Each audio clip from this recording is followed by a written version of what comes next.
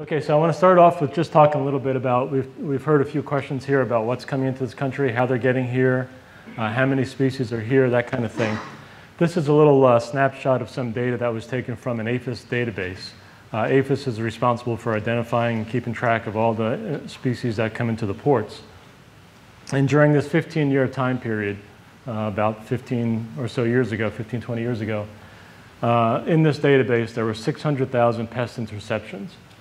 Beetles were the fourth most common order of insects that are being intercepted. The other ones, some of them like flies and some of the Homoptera type things were number 1 and 2. But the most commonly intercepted beetle family, or subfamily, or whatever you want to call it now, are the bark beetles. And 68,000 bark beetles themselves. So about 10% of the interceptions were bark beetles across a number of different genera, 49 different genera. So lots of beetles are coming into this country, lots of bark beetles, and they're being intercepted all over the country. Even Iowa has one interception of a bark beetle. So, but as you can guess, most of these things are intercepted at the ports along the coast, Florida, California, Texas, Georgia, where there are the major ports. That doesn't mean that that's their end point. These things get maybe intercepted there, put on a rail car, those cargo ships, those cargo containers, and get moved all around the country. So the point is here that this is a problem that's been going on for a while. Lots of different species, lots of different locations. And again, this is, as Jerry said, only about 2% of the material that comes in gets intercepted. So if you say 600,000 and 2% of the cargo, multiply that by 98 something, and you get a really big number of insects coming into this country, a lot of them being undetected. So what about bark beetles? And I mentioned 49 different genera. Well, there's about 6,000 species worldwide. We have 560 or so, if you're a lumper or a splitter, 570, 550, somewhere on there already in this country. 62% of those, or 62 of those 560 are non-native species. Species that have come in from all over the world, a lot from Asia, some from Europe in the older days.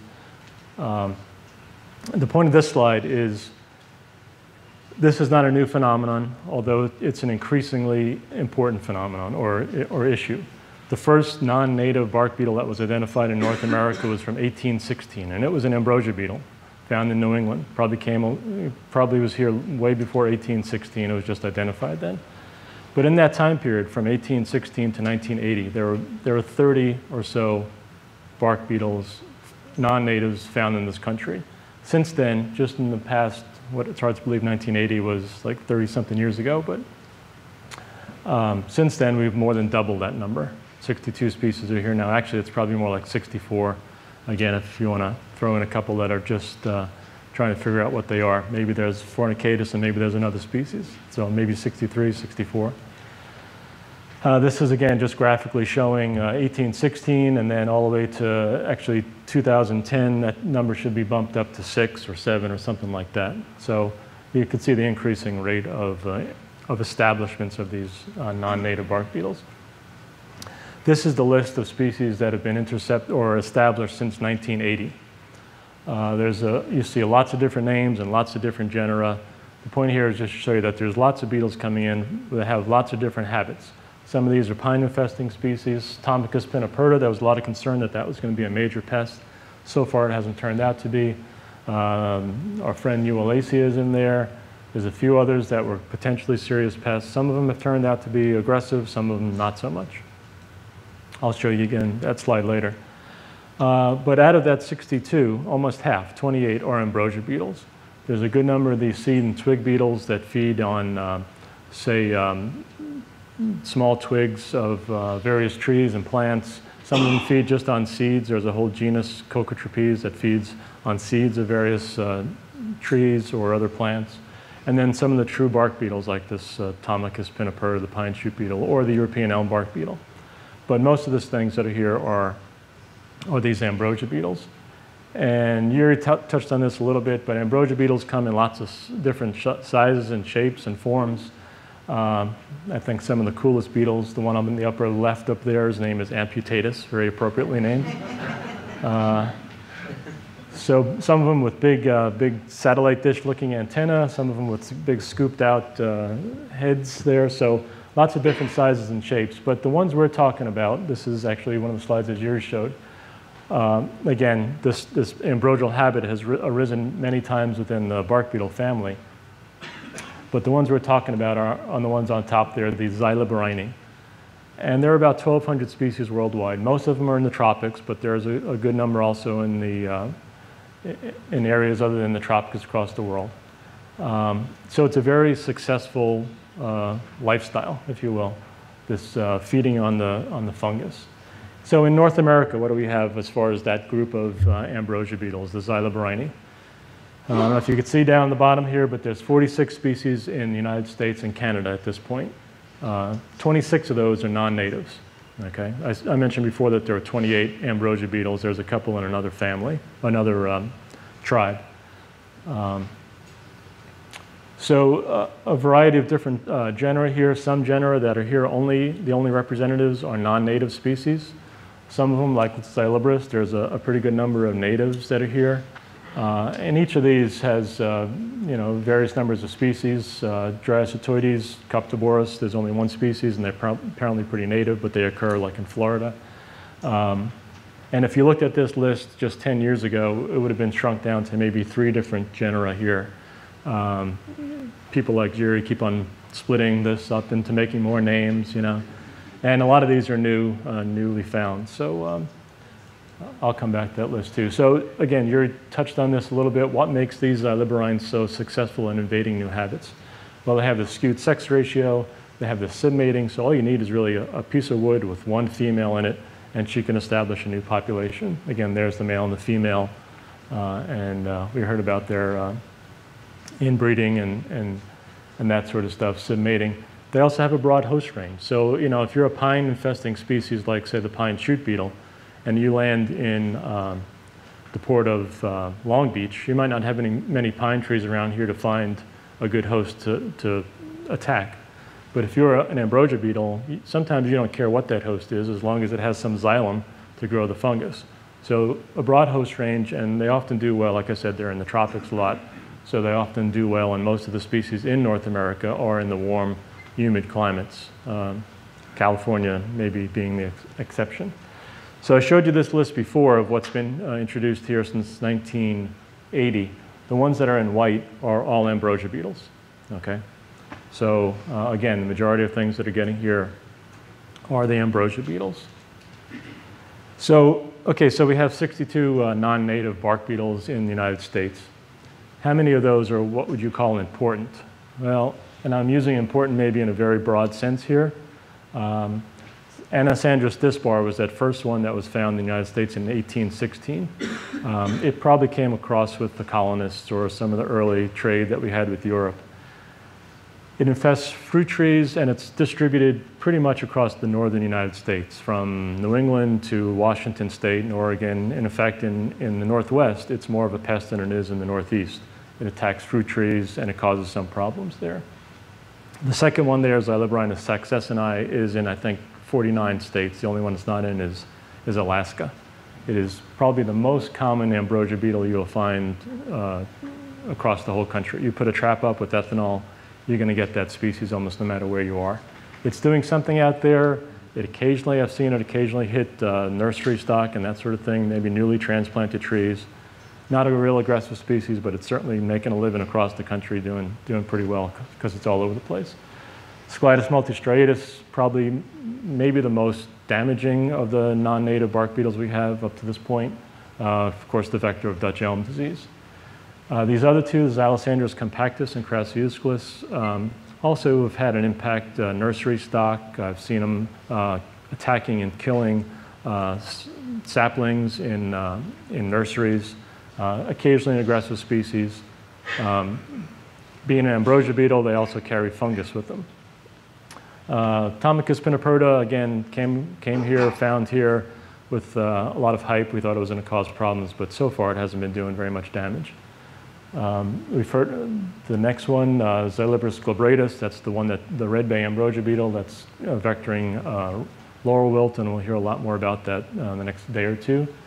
and our friend Uolacea fornicatus, and Scolitis cheviarui. I have that on the list. That's another relatively new find, although it's probably been here for years. I think it's up to maybe 20 or 30 states now. 28. 28, there you go, and Mexico. Yeah, Mexico. And that attacks elms. Is it vectoring Dutch elm disease? Maybe not, but maybe some other fungus.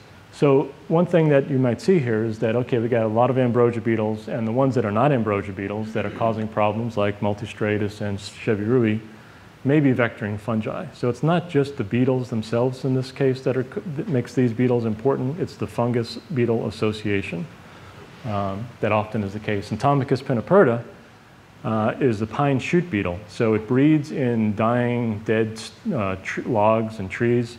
And then as an adult, it flies to the twigs or the shoots of healthy pine trees and feeds there. So far, it hasn't picked up any nasty fungi, but that kind of habit could certainly lead to this beetle, if it does pick up the right fungus, start to cause lots of mortality. So one to keep your eye on, I think, but so far not causing any problems. So that brings us to our friend Uolacea. That is what we're calling fornicatus there. I showed this slide before. There are 3 species of Uolacea in this country now, 3 or 4 or whatever we're going to find out in the next year or so. What's known about that genus? There's about 60 species worldwide. 3 of them in the US, the Validus and Interjectus. Now you may have already heard that Validus is here, but Interjectus is probably here too. And this is maybe some lessons to be learned with this Validus Interjectus. Those 2 species are kind of this longer, more elongate species of Uolacea. As we'll look at fornicatus next, is a little bit stouter. But for years, everything that we had in the United States is called Validus. And we're just realizing now that probably Interjectus has been here quite a while too. It seems to be more in the southeast, and Validus is a little bit more widely distributed in the east, but mostly in the northeast. So that, keep in mind the shape of that Validus, kind of a longer, thinner, as opposed to what we're calling fornicatus, which is a much stouter beetle. The ratio of the pronotum, the first segment there, to the elytra is much, much different than these longer Validus and Interjectus species. So there are, so question mark in California, if it's fornicatus or not. So there are a number of species in the genus Uolacea that have that stout body form. None of them are in the United States, except for fornicatus or whatever. So we have fornicatus up here. There's adamanensis, xanthopus, and velatus. All have that kind of stout body form. And I'll go through some of the, these are pictures of beetle butts, okay? The ends of the elytra, the declivity, this is called. And a lot of the action for identification is going on in that part, at least for this genus. So the first one we have is Uolacea adamanensis.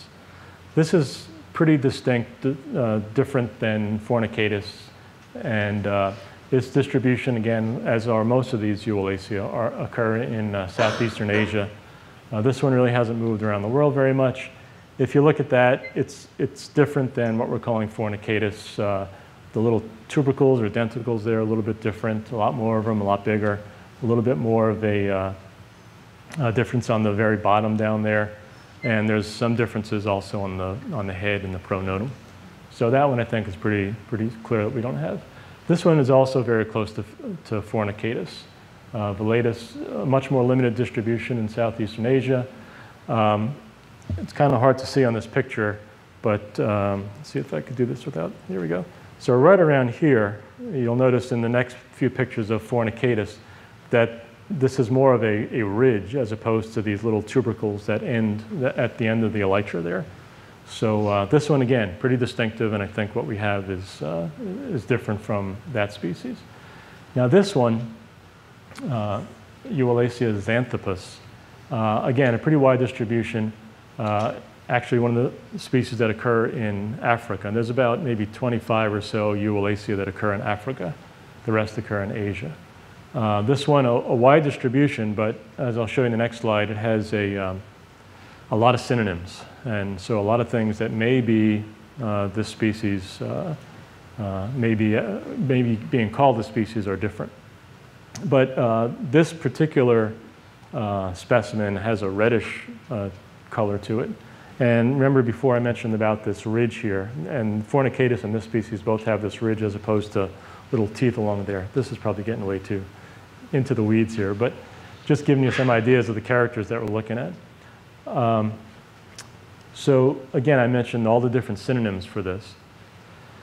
The one that I took that image of is this rudis here, but there are lots of other ones. And when I spoke with Roger Beaver, who's another expert in this group, he thinks that some of these synonymies are probably not very good. The ones in Africa may in fact be very different species than the ones that occur in Asia. So, you know, what these populations look like, what these different synonyms look like, it's really anybody's guess. I only am able to look at the ones that are at the Smithsonian, and the only ones I've seen are rudis and semi-rudis, I think, or Xanthopus itself, yeah? So that brings us to our friend Fornicatus here. So Fornicatus was described in 1868 by the Eickhoff, and the specimens he received, I believe, were from Sri Lanka. It has a wide distribution across a good part of Asia into North America, Costa Rica, as well as Panama. It's moved around the Pacific Islands quite a bit, as well as in Australia. And it, too, has a lot of synonyms. So, as I said, Eickhoff described it in 1868. Then Eggers came along and thought up the great name Fornicadier. He wasn't very, anyway. So he described that from Sri Lanka also. And he thought it was significantly different morphologically, that he said it's a different species and it occurs on tea. That species he described, he said, is only on tea. What Eickhoff's specimens came from, we're not sure. Was it in Sri Lanka and attacking other species of trees there? We're not quite sure. But this is actually Eggers' specimen of Fornicadier. Unfortunately, it's not a very good specimen. It has lots of schmutz. Is that a technical word on the elytra there? And it's hard to see some of the features that may distinguish this from Fornicatus. But so that's Fornicadier. And then Shadle came along in the 40s and 50s and found what he thought were different species. I think he probably knew Eickhoff's specimens. Unfortunately, Eickhoff's type specimen is lost. It was destroyed in Germany. So we don't have that to compare the type to. But anyway, Shadle came along and he said, well, he got this species. I'm not even going to try and pronounce that name. It's from Malaysia. And then 2 species from the Philippines and another one from Samoa. And if you look at all those, Steve Wood decided that they're all the same, and they're all Fornicatus. So do we have any of these? It's hard to say. That one from Malaysia is only known from the type specimen from Malaysia. One specimen, he described the species, nobody's seen it again. I don't think there's too many specimens of the other synonyms also. So as Yuri was saying, these things are semi-clonal, if you will. What we have in Samoa, maybe just a different race, whatever, from what's in Sri Lanka, and what we have here may be very different too. So again, looking at some of the parts of the beetle that all the identification features are on, these are what we're calling Fornicatus from the different parts of the world. Sri Lanka, Thailand, Hawaii, and they're pretty similar. The characters you want to look at are the punctures, the size of the punctures, some of the little denticles that are there, and some of these are at a little different angles, so it's kind of hard to see them too well. The slope, I forgot to mention with that reddish one, Xanthopus, the slope is not quite as concave as these Fornicatus. It's a little bit more, I wouldn't say, not as convex. These are very convex. The other one's a little bit more concave. So those are, again, features you look at. All these seem to have that consistent shape and tubercles. And so these are the ones from Florida, Israel, and California again. Can you imagine that there's some differences there? Yeah, maybe. Maybe these little punctures a little bit bigger. Maybe, you know, the denticles don't go down as far, that kind of thing. But, you know, there's nothing that's jumping out here that's saying that, yes, this is morphologically a distinct species. So lots of these images were taken by Steve and Jim at the Oregon Department of Ag. I want to thank them, Lisa and Nat at the Smithsonian, and Roger Beaver for his input on some of these species identifications. So I think probably have some time for some questions. If not, yep. Okay.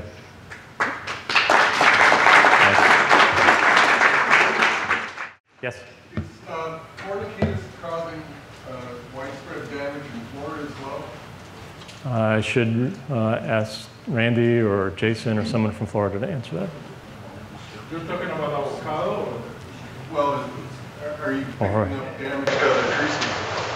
Okay, we are picking up from avocado, but trees that are affected by barrel root. Go ahead, Randy. Just it was first reported on Royal Ponciana, Delonix, Virginia.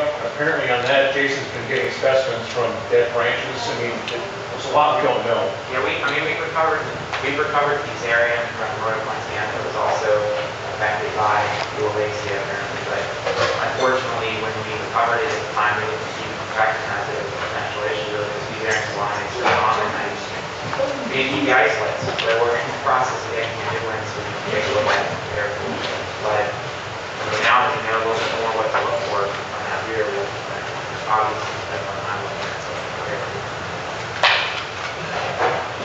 Any questions? It's more just a statement on. So in the genetic work that we've been doing, when we put these into a tree, and the California specimens actually come out closer to Xanthopus than they do to Fornicatus. So if you can comment on that, I don't know. I'm sorry? Sorry. So in our genetic work, and this is just based on the CA1 sequences, the California material actually comes out closer to Xanthopus than it does to Fornicatus. Yeah. And that seems to be what you're telling us, is that there's probably quite a few cryptic species in that whole group. Absolutely. Yeah. Okay. You know, that specimen of Xanthopus that I had is pretty distinctive from Fornicatus. It has a different shape to the declivity, but that's just that one synonym, if you will, or one, you know. There could be other things that are being called Xanthopus that look very different from that. But somebody along the way said, oh, they're all the same. And that's quite often not a good synonymy. You know, Tom and I and Jerry, we've all separated resurrected species names that we thought were not good synonyms, and they turn out to be very distinctive species. So that's totally possible, yes. Quick question, if I may. Where was that specimen from? And how did you identify The Xanthopus sequence is just a gen-mark specimen, so we'll have to look and check the gen-mark session. Yeah, I think Jerry raises a good point. Who did the ID? That's a good point. Gen-mark is as good as the data. Yeah. This is a bit of a comment, but given that it is just a patchwork of clones, or that seems to be the situation, whether we should therefore be considering a sort of a new form of taxonomy where you include the haplotype in the sort of the taxonomy, or in terms of sort of being able to predict the biology of the organism, perhaps the sort of the haplotype is most informative. Yeah, I don't want to become a fungal taxonomist where a species has two names, but I see what you're saying, yeah.